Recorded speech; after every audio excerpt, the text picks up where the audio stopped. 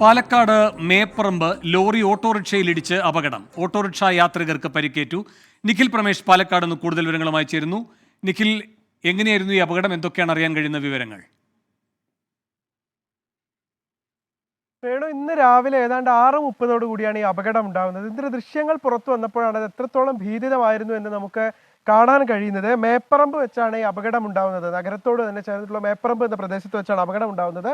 ഈ ലോറി പെട്ടെന്ന് നിയന്ത്രണം വിട്ട് ദിശ മാറി വരികയും നേരെ പാതയിലൂടെ വന്ന ഓട്ടോറിക്ഷയിലേക്ക് അത് ഇടിച്ചു കയറുകയായിരുന്നു. ഓട്ടോറിക്ഷയിൽ അത്യാവശ്യം ലോഡൊക്കെ ഉണ്ടായിരുന്നു, ആളുകളും ഉണ്ടായിരുന്നു.